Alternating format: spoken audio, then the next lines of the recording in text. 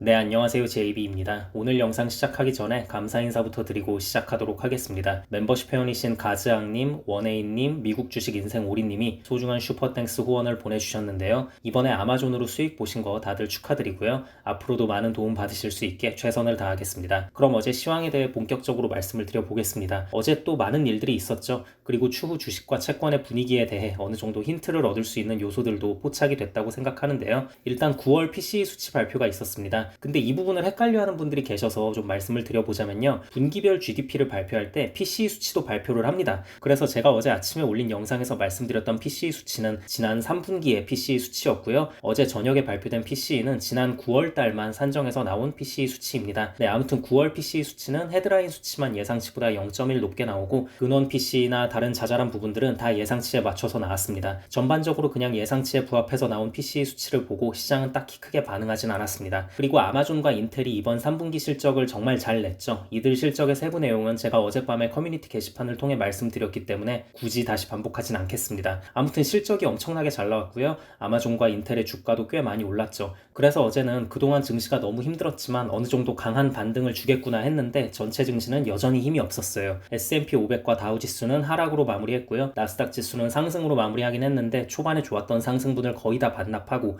0.38%만 상승하면서 마무리가 됐습니다. 이 정도면 사실상 그냥 보합권에서 끝났다고 봐도 무방하죠. 이게 왜 이렇게 됐냐면요. 우선 은행 섹터의 폭락입니다. 그럼 은행 섹터는 대체 왜 폭락을 했냐? 바로 JP모건의 CEO인 제이미 다이먼이 주식을 대량 매도한다는 소식이 전해졌기 때문인데요. 근데 이 부분이 약간 의아하신 분들도 계실 수 있어요. 아니 CEO가 주식 파는 게 뭐 그렇게까지 전체 섹터를 다 뒤집고 폭락시킬 만한 대단한 이슈인가? 물론 뭐 증시에 좋을 건 없겠지만 그렇다고 은행 섹터를 이렇게까지 크게 하락시키는 건 좀 아니지 않나? 다른 유명 기업들 애플, 마소, 엔비디아, AMD 같은 데도 보면 CEO가 대량으로 팔아도 딱히 별일 없던 것 같은데 라고 생각하실 수도 있습니다. 네, 맞아요. 사실 다른 유명 기업의 CEO들이었으면 이렇게까지 섹터 전반을 주저앉히진 않았을 거예요. 근데 문제는 이게 제이미 다이먼이기 때문에 그렇습니다. 제이미 다이먼은 원래 주식을 파는 사람이 아닙니다. 오히려 그동안 세 차례에 걸쳐 시장에서 JP모건의 주식을 사기만 했습니다. 2009년 금융위기 당시 때도 대량으로 샀고요. 2012년 런던 고래 사건으로 JP모건이 어려움을 겪을 때에도 대량으로 샀고요. 2016년 시장이 급격히 하락했을 때도 오히려 JP모건 주식을 대량으로 샀습니다. 그리고 그때마다 기가 막히게 저점이었습니다. 제이미 다이먼이 산 이후로 오히려 JP모건 주가는 하늘 높은 줄 모르고 치솟았고요.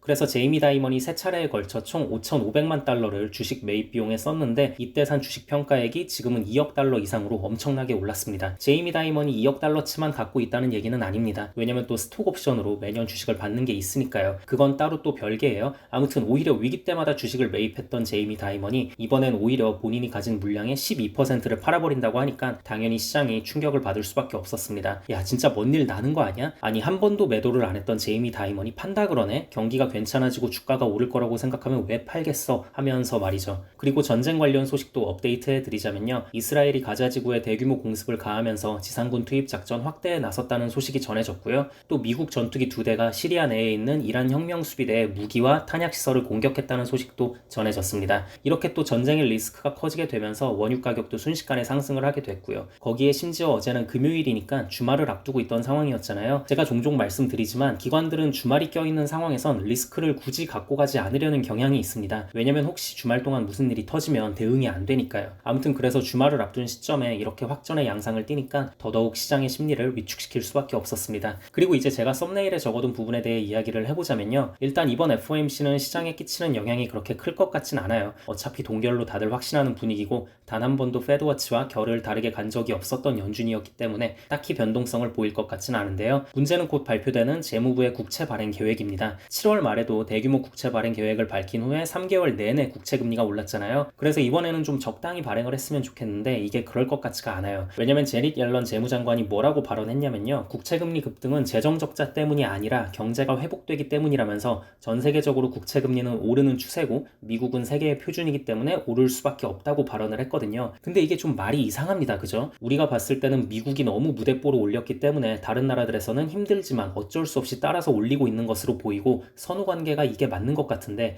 아무튼 이런 거 보면 진짜 옐런도 좀 너무하긴 합니다. 바이든이랑 다를 게 없어요. 이미 지금 미국의 재정 적자는 GDP의 6%를 넘긴 상황이기 때문에 심각한 상황인 게 맞거든요. 옐런도 이걸 모르지 않을 텐데 저렇게 뻔뻔한 발언을 한다는 거는 대놓고 국채를 엄청나게 찍겠다는 소리로밖에 들리지 않는 것 같습니다. 근데 또 다른 한편으로는 최대한 옐런 입장에서 좋게 생각을 해보자면 저렇게 뻔뻔하게 괜찮은 척이라도 해야 그나마 남아있는 미국채 수요를 지킬 수 있으니까 그런 것 같기도 하고 뭐 여러모로 복잡한 상황입니다. 아무튼 현재로선 재무부의 국채 발행 계획이 얼마나 크게 늘어났을지 상당히 걱정이 되고요. 근데 물론 이렇게 대규모로 국채를 찍어도 다른 큰 변수들에 의해서 급격히 국채 수요가 늘어나게 된다면 별 문제 없이 넘어갈 수도 있습니다. 주식시장의 추가적인 대폭락이라던가 셧다운 사태라던가 이스라엘 전쟁 확전이라던가 하는 요소들이 있을 수 있겠죠. 아무튼 그래서 저는 1년 계획을 잡고 매일 TMF를 분할 매수하고 있다는 점 다시 말씀드리고요. 제가 채권 투자자분들께는 늘 드리는 말씀이지만 어차피 이제 와서 손절하실 게 아니라면 느긋하게 상황을 지켜보는 게 좋을 것 같습니다. 그럼 다음 영상에서 뵙겠습니다. 감사합니다.